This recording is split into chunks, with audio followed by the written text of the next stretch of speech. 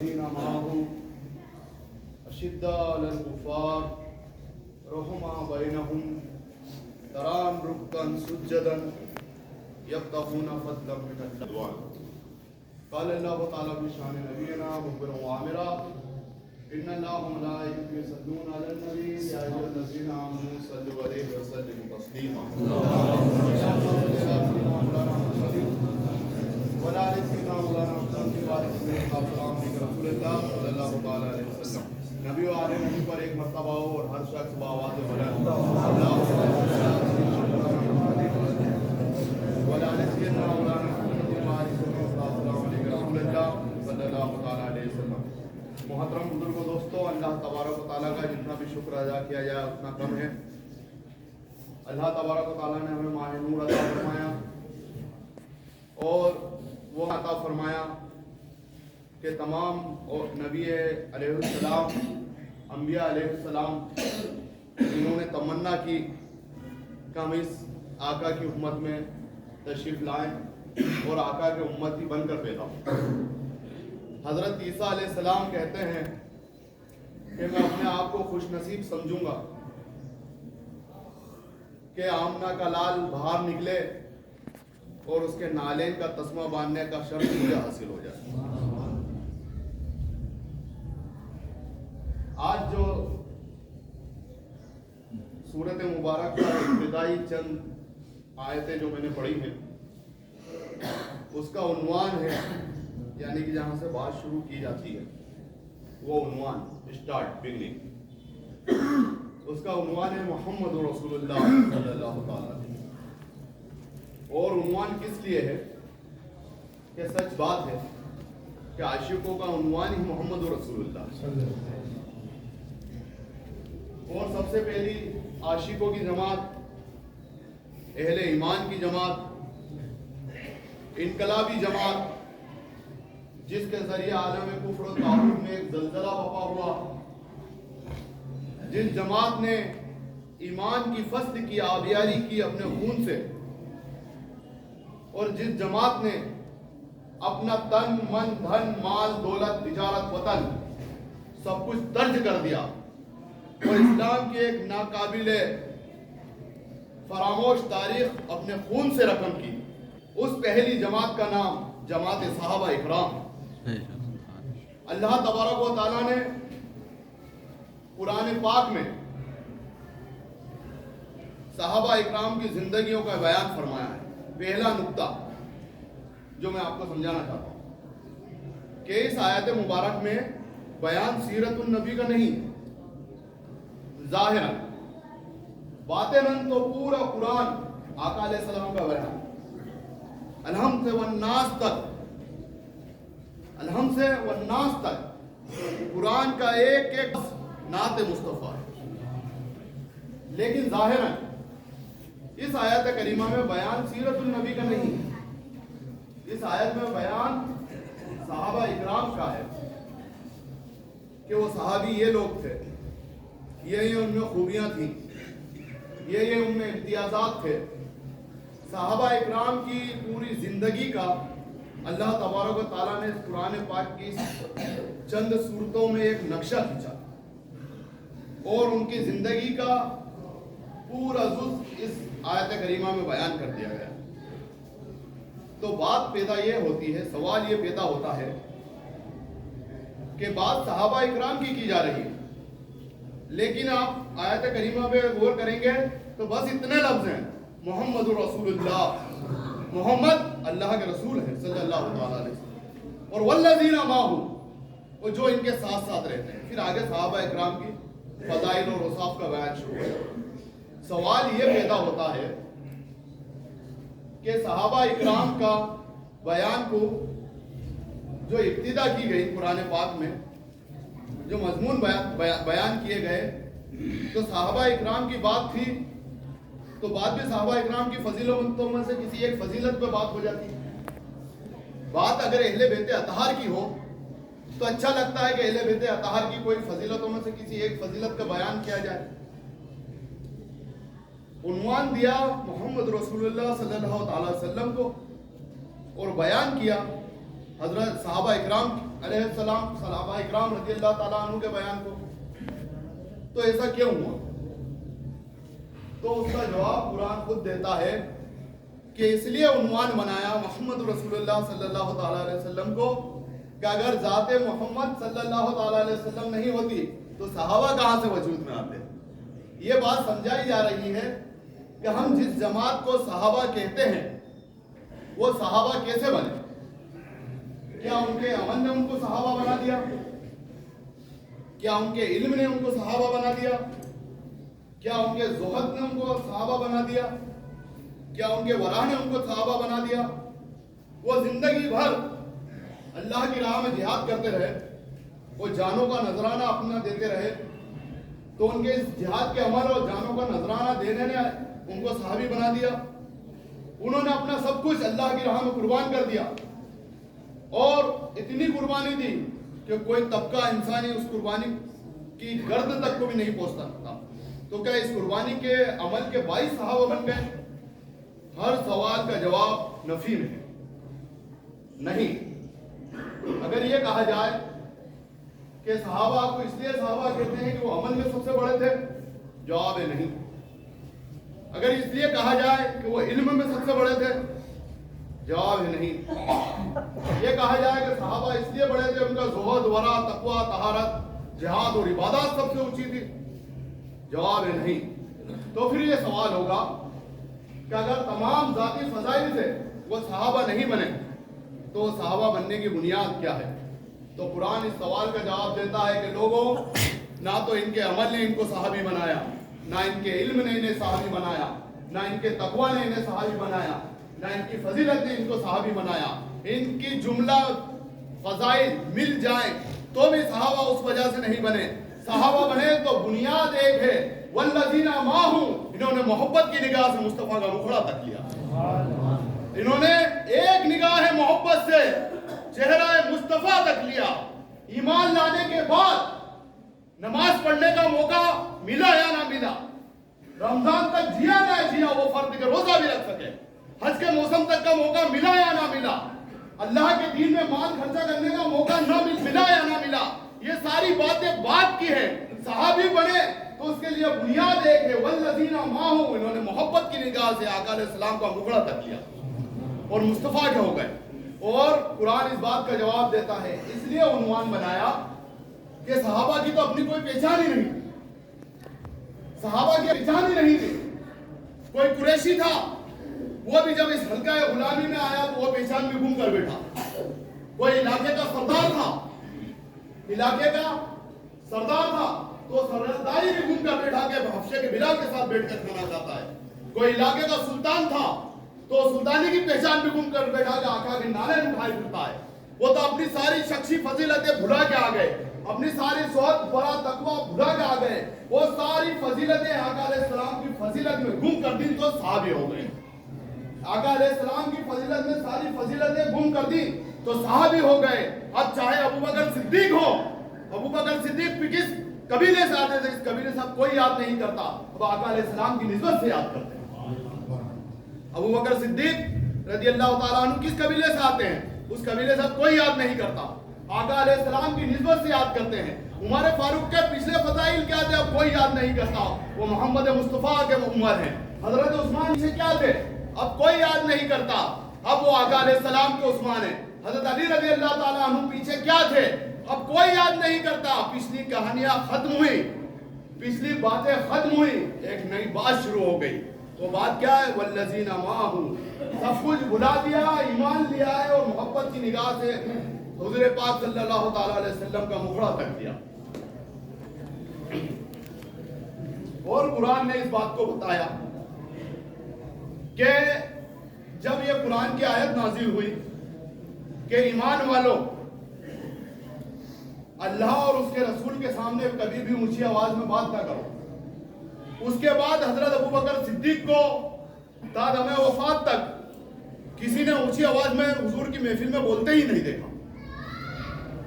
جب بھی بولتے تھے تو بھوت بدا کے بولتے تھے یا کسی کے کان میں نہیں بولتے تھے، کان میں بولتے تھے کہ کہیں ایسا نہ ہو کہ آواز میری حضور کے سامنے اونچی ہو جائے اور میرے سارے عمل برباد ہو جائے۔ حضرت عمر فاروق رضی اللہ تعالیٰ عنہ حضرت حمزہ رضی اللہ تعالیٰ عنہ کو کہتے ہیں کہ میرے والد ایمان لے آئے، میرے والد ایمان لے آئے، وہ جنتی ہو گئے، لیکن مجھے اتنی خوشی نہیں ہوئی اگر آپ ایمان لے آئیں گے۔ حضرت حمزہ رضی اللہ تعالیٰ عنہ اس وقت تک ایمان نہیں لائے۔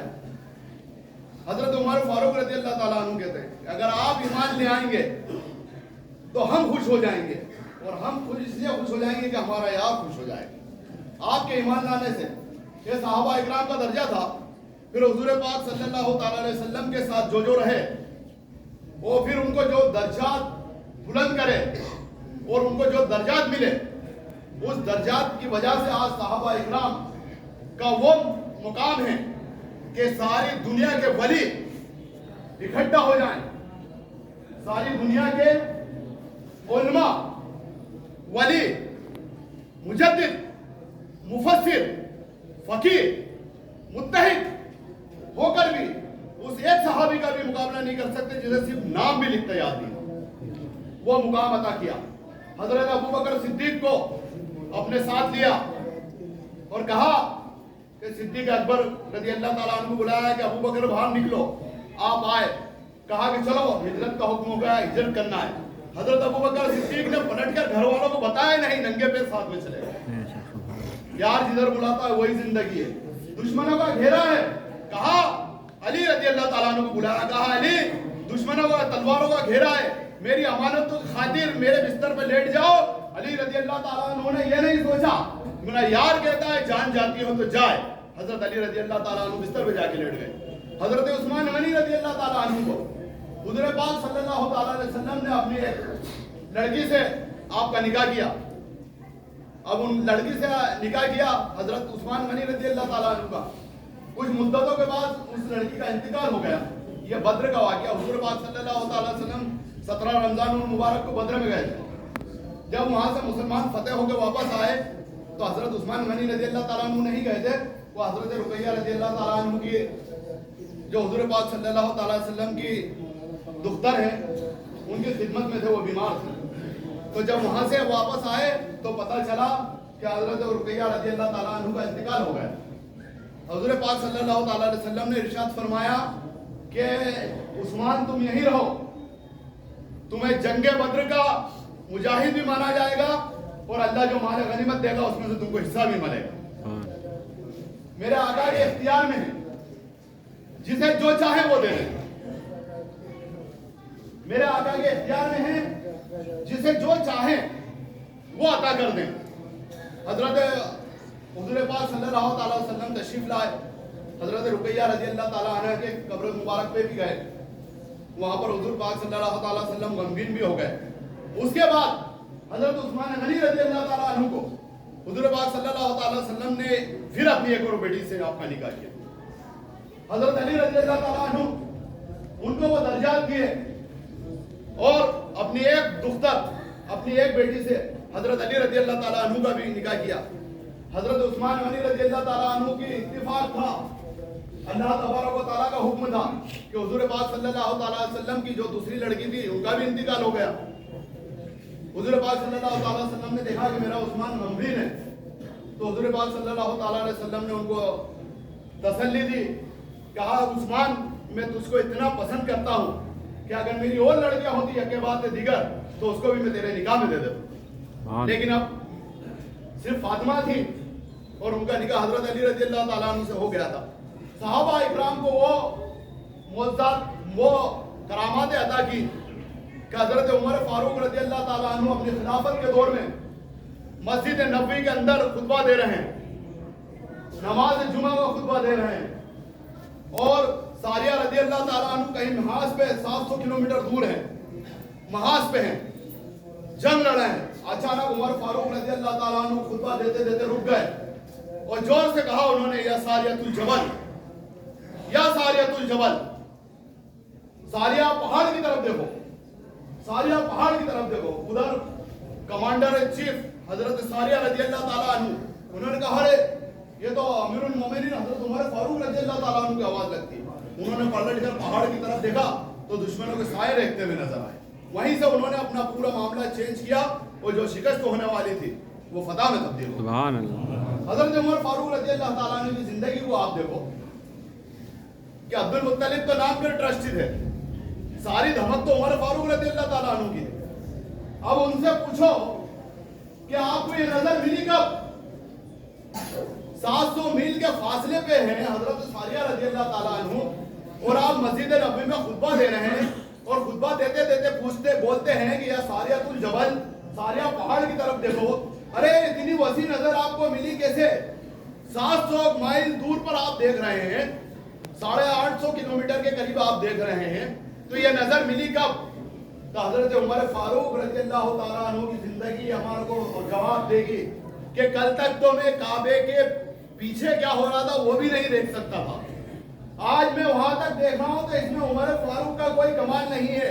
یہ نظر ملی جب مصطفیٰ ملے تب۔ حضرت علی رضی اللہ تعالیٰ عنہ کو فرمایا کہ حضرت علی رضی اللہ تعالیٰ عنہ کہا کہ اللہ کا شعر،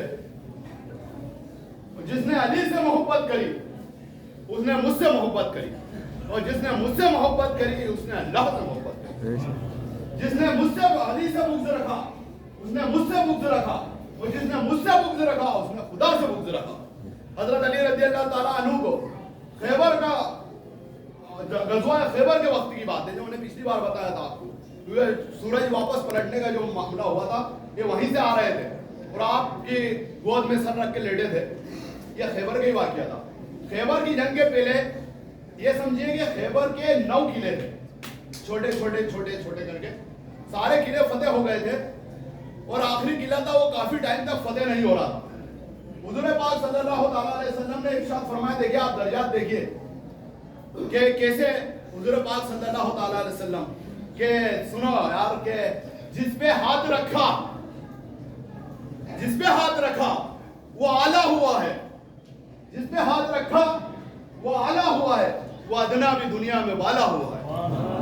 حضور پاک صلی اللہ تعالیٰ علیہ وسلم جس کو نظر اٹھا کے دیکھ لو اس کی زندگی بدل جائے، کسی کافر کی طرف توجہ کرتے وہ ایمان لیا ہے، درخت کو توجہ دے دے درخت زمین کا سینہ چیر کے آگے سجدہ رہت ہو جائے۔ حضور پاک صلی اللہ علیہ وسلم کسی بچے کے سر پہ ہاتھ پھیر دے بڑھاپے تک سر پہ سفید بال نہ آئے، اس نبی کی توجہ کہ کیا عالم ہوں گے۔ بولا حضرت علی رضی اللہ تعالیٰ عنہ کو بولا کہ میں کل ایسے شخص کو جھنڈا دوں گا جس کے ہاتھ پہ اللہ خیبر کا قلعہ فتح کر دے گا۔ حضرت علی آئے نہیں تھے، وہ ایک روز بعد آئے، ان کی آنکھوں میں آب چشم تھا، پانی گر رہا تھا۔ حضرت علی کو بلایا گیا، رات بھر لوگ وہ کرتے رہے کہ کاش ہم کو مل جائے۔ ابو بکر صدیق رضی اللہ تعالیٰ نے سوچے مجھے مل جائے، عمر فاروق، حضرت عثمان غنی اور صحابہ اکرام، حضرت سعد بن وقاص سب سوچے مجھے مل جائے۔ صبح آقا علیہ السلام نے بولا کہ علی کو بلاؤ۔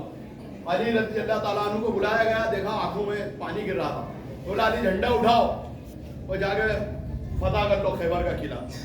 بولا آقا علیہ السلام کو فرمایا کہ حضور میری آنکھوں سے تو پانی گر رہا ہے۔ حضور پاک صلی اللہ تعالیٰ علیہ وسلم نے اپنا مبارک دہن لعاب دہن آپ حضرت علی رضی اللہ تعالیٰ عنہ کی آنکھوں میں لگایا۔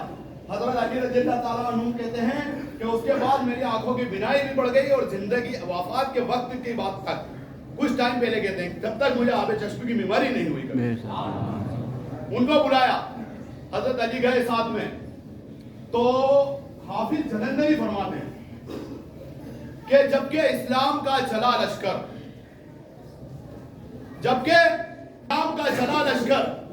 فتح کرنے کے واسطے خیبر، یعنی صدیق اور جناب عمر، حضرت عثمان اور علی حیدر بانی کلمہ لولاک چلے، ساتھ ان کے رسول پاک چلے، باب خیبر کے پاس جا پہنچے، ہر طرف کو لگا دیے خیمے۔ کافی عرصے تو ان سے جنگ ہوئی جس سے طبیعت ان کی تنگ ہوئی، جبکہ وہ ہارنے نہیں پائے، پھر تو میدان میں علی آئے، اور کس طرح آئے؟ لا فتح کی شان ہے بفرے ہوئے تیور کے ساتھ، لا فتح کی شان ہے بفرے ہوئے تیور کے ساتھ، کیونکہ قوت حق بھی ہے شامل قوت حیدر کے ساتھ۔ وہ تو خیر کہیے کہ دروازہ شکست ہو گیا، ورنہ دیواریں بھی کھچاتی درے خیبر کے ساتھ۔ حضرت علی کو مقام عطا فرمایا کہ حضرت رضی اللہ تعالیٰ عنہ نے خیبر کا دروازے پہ ہاتھ لگایا، جس کو بعد میں بہت سارے لوگ مل کے بھی نہیں اٹھا پائے۔ حضرت علی نے اپنے ایک ہاتھ سے اس خیبر کے دروازے کو نکال کے پھینک دیا۔ حدیث میں اور تفسیر کی کتاب میں آتا ہے कुव्वत हैदर भी है शामिल, कुव्वत हक भी है शामिल। कुव्वत हैदर के साथ जैसे हजरत अली रजी अल्लाह ताला अन्हु ने हाथ लगाया, हजरत जिब्रील अलैहिस्सलाम ने अपना पर लगा दिया खैबर के नीचे। हाथ हिलाया, उन्होंने पर हिलाया, इतनी दूर जाके गिरा दरवाजा।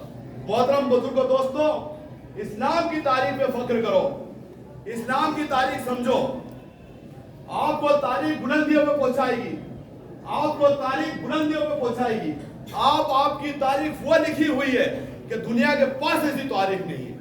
हमने सलाउद्दीन अय्यूबी को भुला दिया, हमने खालिद बिन वलीद रज़ियल्लाहु ताला अन्हु को भुला दिया, हमने कैसर और किसरा के महलों को ढाने वालों को भुला दिया। अगर आप ये तारीख ही पढ़ लेंगे तो आज से आपसे बहुत सारे मामले आपको हल हो जाएंगे। जो मैंने आयत करीमा की तिलावत की, ये तो मैं किसी और जगह पहुंच गया इंशाअल्लाह रहमान। वल्लज़ीना माहू अशिद्दा अलल कुफ़ार रहमा बैनहुम तरान रुक्कन सुज्जदन यब्तगूना फज़लन मिनल्लाहि रिदवाना। इंशाअल्लाह रहमान इस पे भी जरूर बात होगी। हुज़ूर पाक सल्लल्लाहु अलैहि वसल्लम की मोहब्बत को दिल में बसाओ, सहाबा इकराम के बताए हुए नक्शे कदम पे चलो। इंशाअल्लाह रहमान हम सब के लिए इसमें कामयाबी है। वाखिर दावाना।